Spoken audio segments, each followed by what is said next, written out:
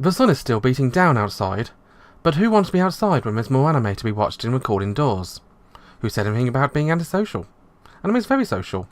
That's what I keep telling myself anyway. Today I'll be previewing a few more series that started airing this week, letting you know if you should watch, wait, or avoid them this season. It's the summer 2017 anime preview, from a different perspective.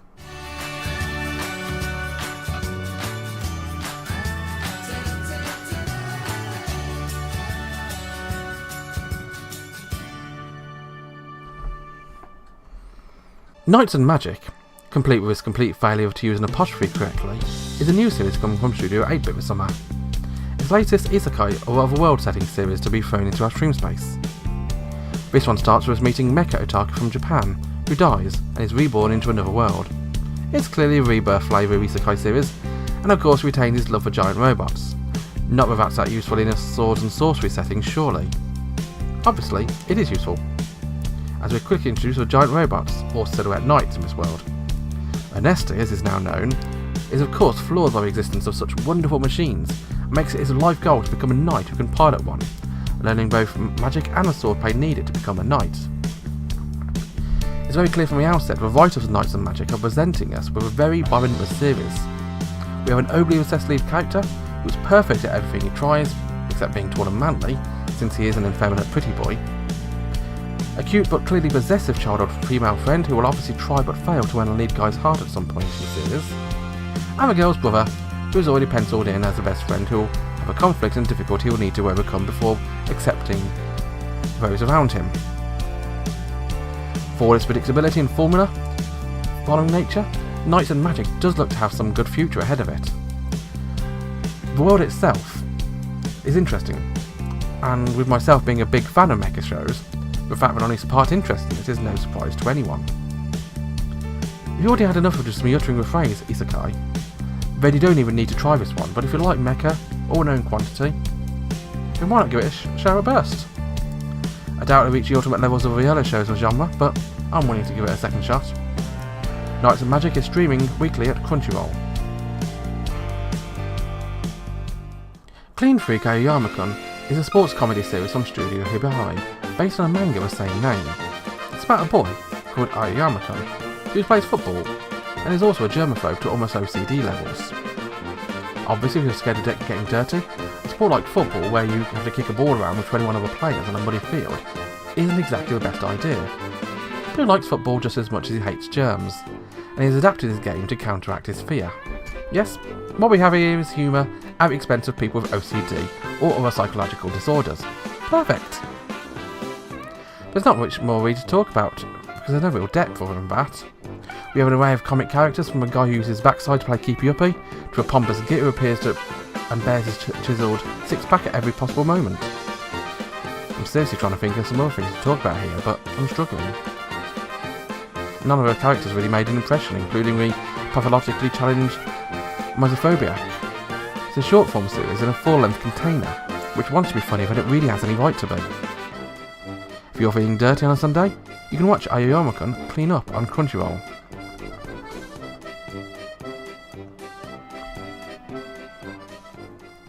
For the second time this season, we have an anime about a school for magical girls. Battle Girl High School. Set in the Shinjugamine.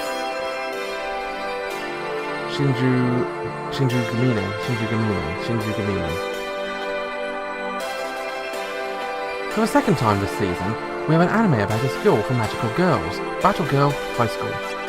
Set in the Shinjugamine Girls' Academy, a group of girls join forces to form units to defeat some mysterious invaders, restricting the freedoms of normal humans.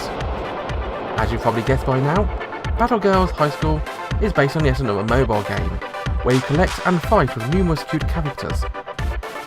Maybe that explains why we have such a huge number of characters thrown in at us at such alarming numbers. I can hardly remember any of them, being to everybody's favourite girl in anime after all. And so, we have a confusing first episode where we introduce the girls to the world of magic and bad guys and a concept, and it left no impression on me at all.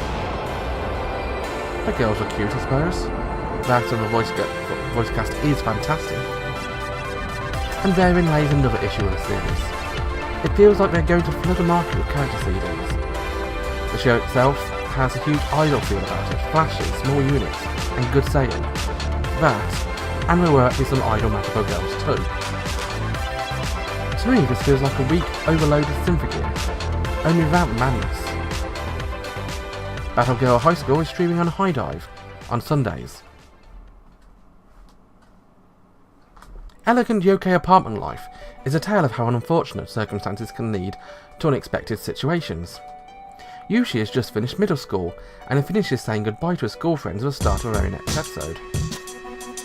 He gets into a fist fight with his best friend Mizuki, not out of anger, but for the old times. We learn that Yushi is going to study at a high school with a dorm, as he's been living with relatives after his parents passed away when he was younger. Needless to say, he feels like the odd man out, and as such he wants out as soon as possible. And then, his new dorm's burned to the ground, just a few days before he's due to move in. What terrible luck. Given the choice of trying to find a new place to rent, or living in a house that he feels unwelcome in, he of course chooses to go house hunting. Continuing Yushi's tale of woe, he is out of luck when trying to find an apartment until a ghostly boy points him in the direction of one last realtor, who takes Yushi to a perfect apartment, in the Kotobuki Apartments. Perfect, except for the fact that the building is full of ghosts, and by ghosts, we do mean of course yokai. He takes the apartment and learns that not only is the dorm occupied by one of his favourite authors, but also has a real cute girl living next door. Elegant yokai apartment life could go in one of several directions, which look like it's at least worth a few more episodes, to me. Too much silliness, or too much focus on him overreacting to yokai, and we could have a problem. You can join the party yourself on Crunchyroll on Mondays. Food anime are becoming big business in recent years, not surprising with the amount of food porn online these days. The latest anime to take advantage of the culinary delights on offer is Restaurant to Another World. Tenshu is a chef who runs a small western restaurant hidden away in the back streets of a shopping district. It's a small but nice looking place which he inherited a few years ago. Restaurant Nikoya, however, has a secret. Every Saturday it closes its doors to the general public and opens them to a completely different clientele. His door appears to those in the other world outside of our human realm. Demons, elves, hunters, wizards and even dragons are drawn to the delights of cuisine outside of their usual world as they sit down for a bite in this alien restaurant. Coming from Silverlink, it should be no surprise that the delights served here look more than good enough to eat. I'm going to have to remember to watch this after dinner, or I'll set up snacking before the episode's over. There are two other characters of note in the first episode. The first is a powerful female dragon known as the Red Queen, no relation to a character also known as this from last season's excellent Alison Zoroku. The Red Queen is so taken by the dishes on offer that the proud dragon takes human form and even wears clothing to be allowed to enter a restaurant. The second is a demon girl, Aletta. Aletta wanders into a restaurant by mistake, not knowing what's through the door, and does so after the place is closed for the weekend. Mistaking the unfamiliar location for a wizard's dwelling, she finds herself a victim to impossible temptation and eats all the leftovers. Rather than getting mad, Tenshu listens to her tale of woe and invites her to work for him for a small wage and staff meals. Of course, the letter is happy to accept, and we have a really cute demon girl in a waitress outfit. This particular dinner is being served up every week by Crunchyroll, sadly not on a Saturday, but on Mondays.